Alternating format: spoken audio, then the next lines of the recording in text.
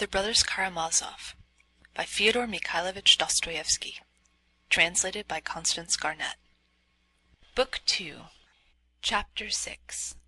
Why is such a man alive? Dmitri Fyodorovitch, a young man of 28, of medium height and agreeable countenance, looked older than his years. He was muscular and showed signs of considerable physical strength, yet there was something not healthy in his face. It was rather thin, his cheeks were hollow, and there was an unhealthy sallowness in their color. His rather large, prominent dark eyes had an expression of firm determination, and yet there was a vague look in them too. Even when he was excited and talking irritably, his eyes somehow did not follow his mood, but betrayed something else, something quite incongruous with what was passing. "It's hard to tell what he's thinking," those who talked to him sometimes declared. People who saw something pensive and sullen in his eyes were startled by his sudden laugh, which bore witness to mirthful and light-hearted thoughts at the very time when his eyes were so gloomy. A certain strained look in his face was easy to understand at this moment. Everyone knew or had heard of the extremely restless and dissipated life which he had been leading of late, as well as of the violent anger to which he had been roused in his quarrels with his father. There were several stories current in the town about it. It is true that he was irascible by nature, of an unstable and unbalanced mind, as our justice of the peace, Kachalnikov, happily described him. He was stylishly and irreproachably dressed in a carefully buttoned frock coat. He wore black gloves and carried a top hat. Having only lately left the army, he still had mustaches and no beard. His dark brown hair was cropped short and combed forward on his temples. He had the long, determined stride of a military man. He stood still for a moment on the threshold, and glancing at the whole party, went straight up to the elder, guessing him to be their host. He made him a low bow and asked his blessing. Father Zosima, rising in his chair, blessed him. Dmitri kissed his hand respectfully, and with intense feeling, almost anger, he said, "Be so generous as to forgive me for having kept you waiting so long, but Smerdyakov, the valet sent me by my father, in reply to my inquiries, told me twice over that the appointment was for 1. Now I suddenly learn—" "Don't disturb yourself," interposed the elder. "No matter. You were a little late. It's of no consequence." "I am extremely obliged to you, and expected no less from your goodness." Saying this, Dmitri bowed once more, then turning suddenly toward his father, made him too a similarly low and respectful bow. He had evidently considered it beforehand, and made this bow in all seriousness, thinking it his duty to show his respect and good intentions. Although Fyodor Pavlovitch was taken unawares, he was equal to the occasion. In response to Dmitri's bow, he jumped up from his chair and made his son a bow as low in return. His face was suddenly solemn and impressive, which gave him a positively malignant look. Dmitri bowed generally to all present, and without a word walked to the window with his long, resolute stride, sat down on the only empty chair near Father Païssy, and bending forward, prepared to listen to the conversation he had interrupted. Dmitri's entrance had taken no more than 2 minutes, and the conversation was resumed. But this time Miusov thought it unnecessary to reply to Father Païssy's persistent and almost irritable question. "Allow me to withdraw from this discussion," he observed with a certain well-bred nonchalance. "It's a subtle question, too.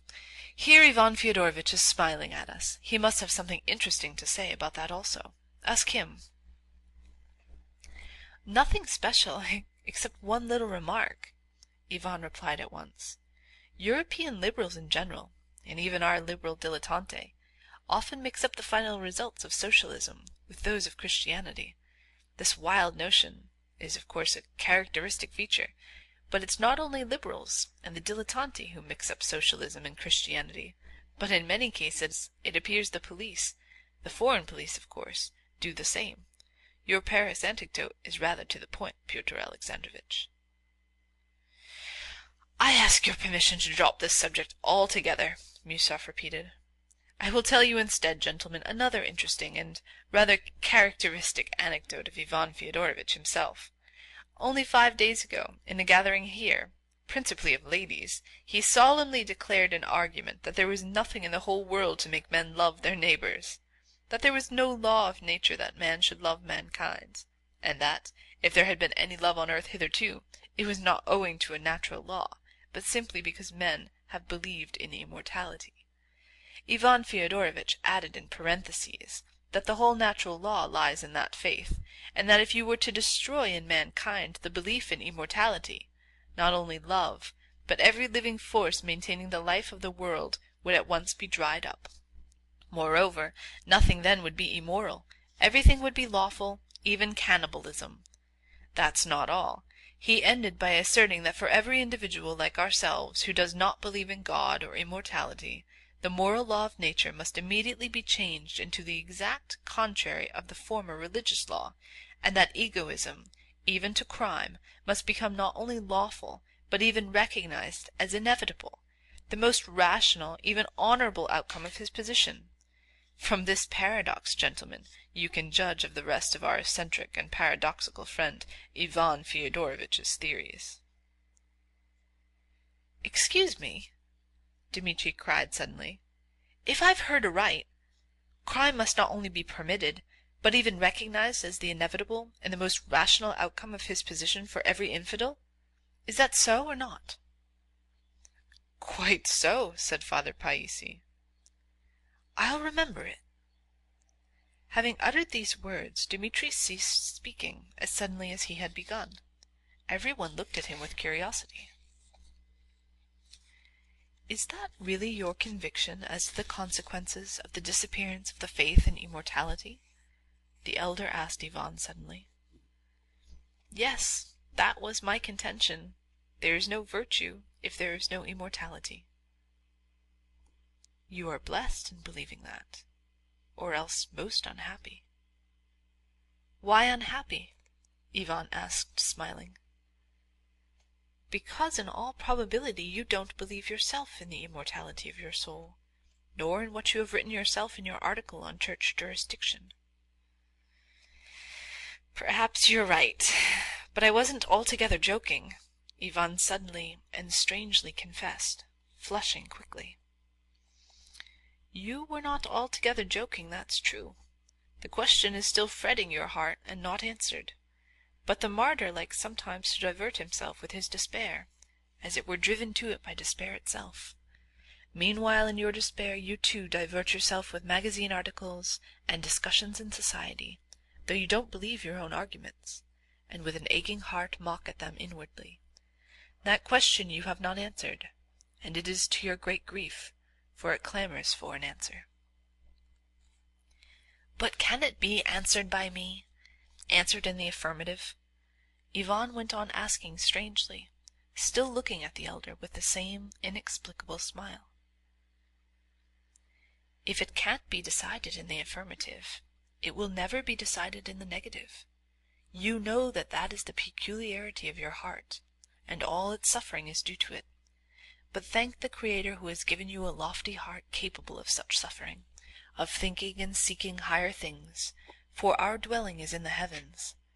God grant that your heart will attain the answer on earth, and may God bless your path." The elder raised his hand, and would have made the sign of the cross over Ivan, from where he stood, but the latter rose from his seat, went up to him, received his blessing, and kissing his hand went back to his place in silence. His face looked firm and earnest. This action, and all the preceding conversation, which was so surprising from Ivan, impressed everyone by its strangeness and a certain solemnity, so that all were silent for a moment, and there was a look almost of apprehension in Alyosha's face. But Miusov suddenly shrugged his shoulders, and at the same moment Fyodor Pavlovitch jumped up from his seat. "Most pious and holy elder," he cried, pointing to Ivan, "that is my son, flesh of my flesh, the dearest of my flesh. He is my most dutiful Karl Moor, so to speak, while the son who has just come in, Dmitri, against whom I am seeking justice from you, is the undutiful Franz Moor. They are both of Schiller's robbers, and so I am the reigning Count von Mohr. Judge, save us! We need not only your prayers, but your prophecies." "Speak without buffoonery, and don't begin by insulting the members of your family," answered the elder, in a faint, exhausted voice. He was obviously getting more and more fatigued, and his strength was failing. "An unseemly farce which I foresaw when I came here," cried Dmitri indignantly. He too leapt up. "Forgive it, Reverend Father," he added, addressing the elder. "I am not a cultivated man, and I don't even know how to address you properly. But you have been deceived, and you have been too good-natured in letting us meet here. All my father wants is a scandal. Why he wants it only he can tell. He always has some motive, but I believe I know why." "They all blame me, all of them," cried Fyodor Pavlovitch in his turn. "Pyotr Alexandrovitch here blames me too. You have been blaming me, Pyotr Alexandrovitch, you have." He turned suddenly to Miusov, although the latter was not dreaming of interrupting him. "They all accuse me of having hidden the children's money in my boots and cheated them. But isn't there a court of law? There they will reckon out for you, Dmitri Fyodorovitch, from your notes, your letters, and your agreements, how much money you had, how much you have spent, and how much you have left. Why does Pyotr Alexandrovitch refuse to pass judgment? Dmitri is not a stranger to him. Because they are all against me, while Dmitri Fyodorovitch is in debt to me, and not a little, but some thousands of which I have documentary proof. The whole town is echoing with his debaucheries, and where he was stationed before, he several times spent 1,000 or 2 for the seduction of some respectable girl. We know all about that, Dmitri Fyodorovitch, in its most secret details. I'll prove it. Would you believe it, Holy Father? He has captivated the heart of the most honourable of young ladies, of good family and fortune, daughter of a gallant colonel, formerly his superior officer, who had received many honours, and who had the Anna Order on his breast. He compromised the girl by his promise of marriage. Now she is an orphan, and here she is betrothed to him. Yet before her very eyes he is dancing attendance on a certain enchantress, and although this enchantress has lived in, so to speak, civil marriage with a respectable man, yet she is of an independent character, an unapproachable fortress for everybody, just like a legal wife, for she is virtuous. Yes, Holy Fathers, she is virtuous. Dmitri Fyodorovitch wants to open this fortress with a golden key, and that's why he is insolent to me now, trying to get money from me, though he has wasted thousands on this enchantress already. He continually borrows money for the purpose. From whom do you think? Shall I say, Mitya?" "Be silent!" cried Dmitri. "Wait till I'm gone. Don't dare in my presence to asperse the good name of an honourable girl. That you should utter a word about her is an outrage, and I won't permit it." He was breathless. "Mitya! Mitya!" cried Fyodor Pavlovitch, hysterically squeezing out a tear. "And is your father's blessing nothing to you? If I curse you, what then?" "Shameless hypocrite!" exclaimed Dmitri furiously. "He says that to his father! His father! What would he be with others, gentlemen? Only fancy! There's a poor but honourable man living here, burdened with a numerous family, a captain who got into trouble and was discharged from the army, but not publicly, not by court-martial, with no slur on his honour. And 3 weeks ago Dmitri seized him by the beard in a tavern, dragged him out into the street, and beat him publicly, all because he is an agent in a little business of mine. It's a lie! Outwardly it's the truth, but inwardly a lie!" Dmitri was trembling with rage. "Father, I don't justify my action. Yes, I confess it publicly. I behaved like a brute to that captain, and I regret it now, and I'm disgusted with myself for my brutal rage. But this captain, this agent of yours, went to that lady whom you call an enchantress, and suggested to her from you that she should take IOUs of mine, which were in your possession, and should sue me for the money, so as to get me into prison by means of them. If I persisted in claiming an account from you of my property, now you reproach me for having a weakness for that lady when you yourself incited her to captivate me.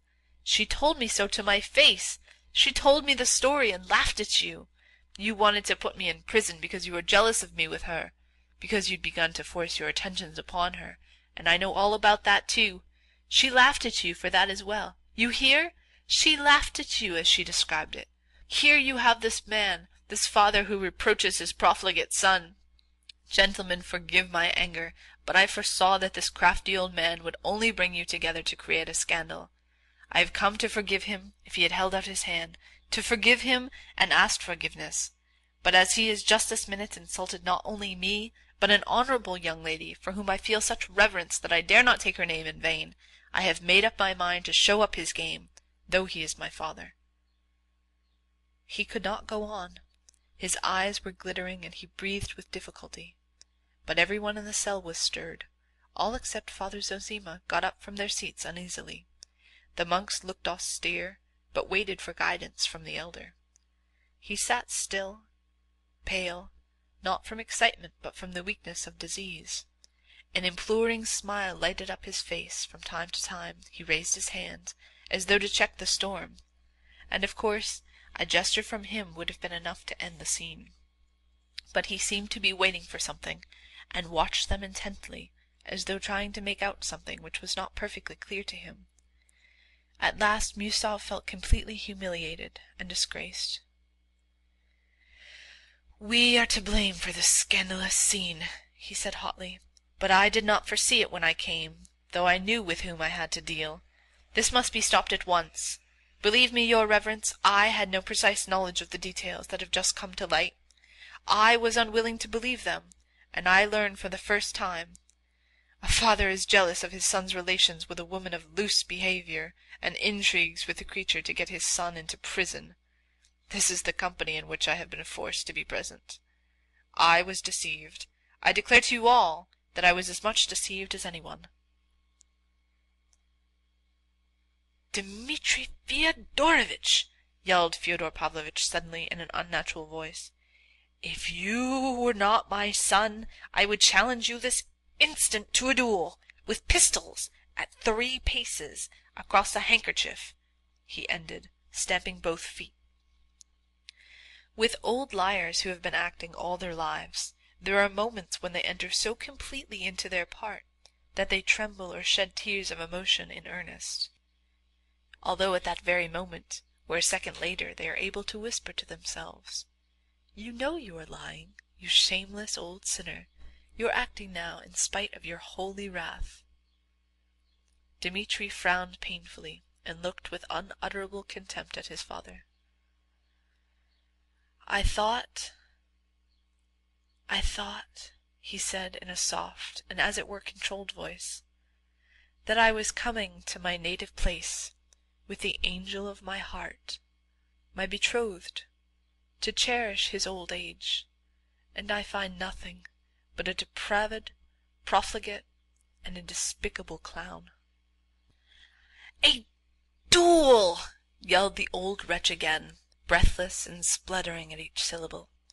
"And you, Pyotr Alexandrovitch Musov, let me tell you that there has never been in all your family a loftier and more honest, you hear, more honest woman than this creature, as you have dared to call her. And you, Dmitri Fyodorovitch, have abandoned your betrothed for that creature, so you must yourself have thought that your betrothed couldn't hold a candle to her. That's the woman called a creature." "Shameful!" broke from Father Iosif. "Shameful and disgraceful!" Kalganov, flushing crimson, cried in a boyish voice, trembling with emotion. He had been silent till that moment. "Why is such a man alive?" Dmitri, beside himself with rage, growled in a hollow voice, hunching up his shoulders till he looked almost deformed. "Tell me, can he be allowed to go on defiling the earth?" He looked round at everyone and pointed at the old man. He spoke evenly and deliberately. "Listen, listen, monks, to the parricide!" cried Fyodor Pavlovitch, rushing up to Father Iosif. "That's the answer to your shameful. What is shameful? That creature, that woman of loose behaviour, is perhaps holier than you are yourselves, you monks who are seeking salvation. She fell perhaps in her youth, ruined by her environment, but she loved much, and Christ himself forgave the woman who loved much." "It was not for such love Christ forgave her," broke impatiently from the gentle Father Iosif. "Yes, it was for such, monks, it was. You save your souls here, eating cabbage, and think you are righteous. You eat a gudgeon a day, and you think you bribe God with gudgeon." "This is unendurable," was heard on all sides in the cell. But this unseemly scene was cut short in a most unexpected way. Father Zosima rose suddenly from his seat. Almost distracted with anxiety for the elder and everyone else, Alyosha succeeded, however, in supporting him by the arm. Father Zosima moved towards Dmitri, and reaching him, sank on his knees before him. Alyosha thought that he had fallen from weakness, but this was not so. The elder distinctly and deliberately bowed down at Dmitri's feet till his forehead touched the floor. Alyosha was so astounded that he failed to assist him when he got up again. There was a faint smile on his lips. "Good-bye. Forgive me, all of you," he said, bowing on all sides to his guests. Dmitri stood for a few moments in amazement. Bowing down to him, what did it mean? Suddenly he cried aloud, "O God!"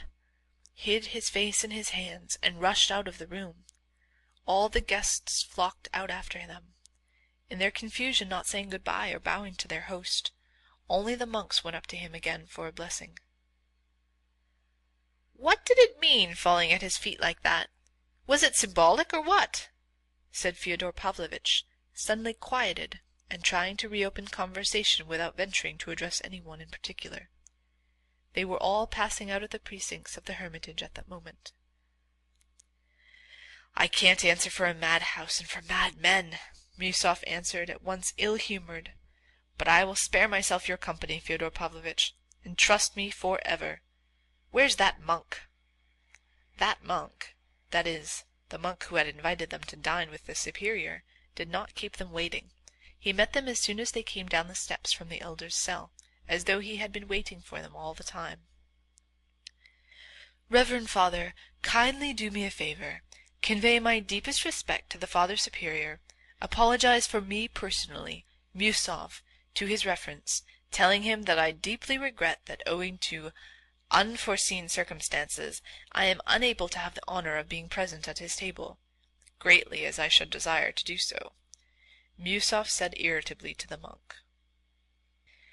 "And that unforeseen circumstance, of course, is myself," Fyodor Pavlovitch cut in immediately. "Do you hear, Father? This gentleman doesn't want to remain in my company, or else he'd come at once. And you shall go, Pyotr Alexandrovitch. Pray go to the Father Superior, and good appetite to you. I will decline, and not you. Home, home, I'll eat at home. I don't feel quite equal to it here, Pyotr Alexandrovitch, my amiable relative." "I am not your relative, and never have been, you contemptible man." "I said it on purpose to madden you, because you always disclaim the relationship, though you really are a relation in spite of your shuffling. I'll prove it by the church calendar. As for you, Ivan, stay if you like. I'll send the horses for you later. Propriety requires you go to the Father Superior. Pyotr Alexandrovitch to apologize for my disturbance we've been making." "Is it true that you are going home? Aren't you lying?" "Pyotr Alexandrovitch, how could I dare after what's happened? Forgive me, gentlemen, I was carried away, and upset besides, and indeed I am ashamed. Gentlemen, one man has the heart of Alexander of Macedon, and another the heart of the little dog Fido.